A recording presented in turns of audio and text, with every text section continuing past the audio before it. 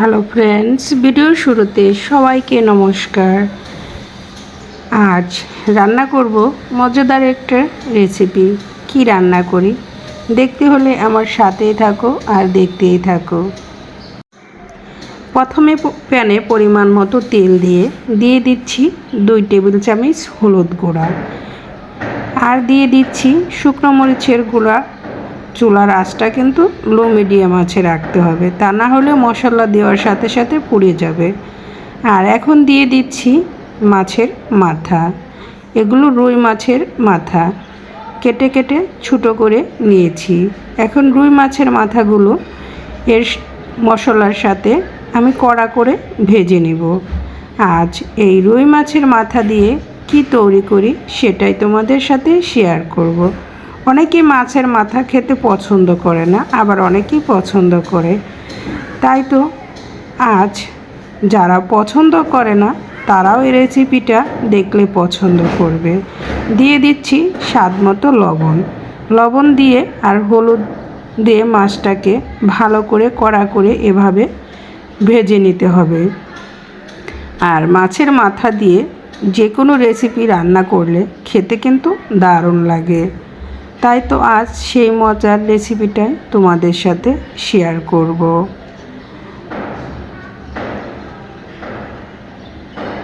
মাছের মাথাগুলো কিন্তু ভাজা হয়ে গিয়েছে। এভাবেই কিন্তু কড়া করে ভেজে নামিয়ে নিতে হবে, কারণ মাছের মাথা কড়া করে ভেজে যে কোনো রেসিপি রান্না করলে খেতে দারুণ লাগে।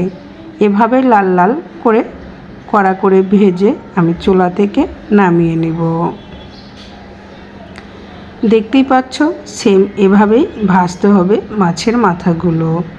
এখন প্যান থেকে মাছের মাথাগুলো তুলে নিচ্ছি। মাছের মাথাগুলো দিয়েই আজ এই রেসিপিটা তৈরি করব।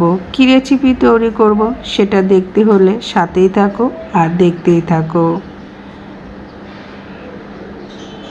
যারা মাছের মাথা খেতে পছন্দ করো না তারাও এই রেসিপিটা দেখলে ঠিক মাছের মাথা অনেক মজা করেই খাবে। আর দিয়ে দিচ্ছি এখানে পেঁয়াজ কুচি দিয়ে একটু নেড়ে চেড়ে হালকা ভেজে নেব। আজ করলা খেতেও অনেকেই পছন্দ করে না, তবে করলা দিয়ে মাছের মাথার ঘন্টটা খেতে কিন্তু দারুণ লাগে। তিতা কিন্তু মোটেও লাগে না। দিয়ে দিচ্ছি একটু মরিচ গুঁড়া। আমি করলা দিয়ে মাছের মাথার ঘন্টটা একটু ঝাল ঝাল করে ভাজি করব। আবার একটু দিয়ে দিলাম হলুদ গুঁড়া। এখন দিয়ে দিচ্ছি কেটে রাখা দেশি আলুগুলো খোসা সহ কেটে নিয়েছি, আর দিয়ে দিলাম কাঁচামরিচ। সাথে দিয়ে দিচ্ছি এখন করলাগুলো একদম পাতলা পাতলা করে আমি এভাবেই কেটে নিয়েছি। চাইলে তোমরা অন্যভাবেও কেটে নিতে পারো। এখন সবগুলো একসাথে ভালো করে নেড়ে চেড়ে মিক্সড করে নিচ্ছি।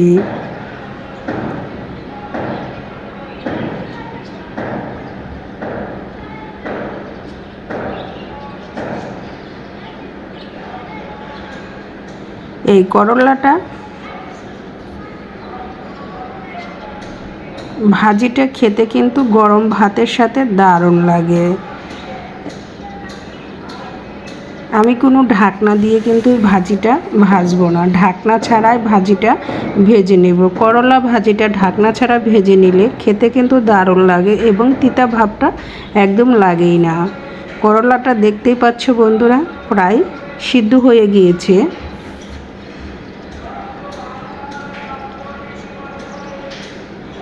আজ এই করলা ভাজির সাথেই দেব মাছের মাথা। তোমরা কি কখনো খেয়েছো করলা ভাজি দিয়ে মাছের মাথার এভাবে ভাজি? যারা এখনও খাওনি তারা একবার হলেও ট্রাই করে দেখো, খেতে কিন্তু দারুণ লাগে। আর যারা করলা ভাজি খেতে পছন্দ করে না তারাও কিন্তু এভাবে মাছের মাথা দিয়ে ভাজি করলে খেতে খুবই পছন্দ করবে।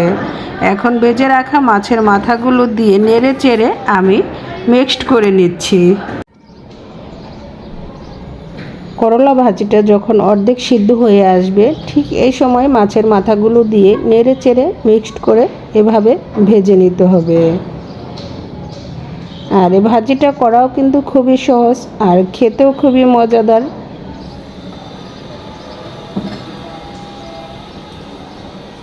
দেখতেই পেলে খুব সহজেই তৈরি করে নিলাম করলা আলু দিয়ে মাছের মাথা দিয়ে চাপার ঘন্ট। এটাকে চাপার ঘন্ট বলা যেতে পারে। এটা করলা দিয়ে মাছের মাথার ঘন্ট, যে যে নামে রেসিপিটা পছন্দ করে।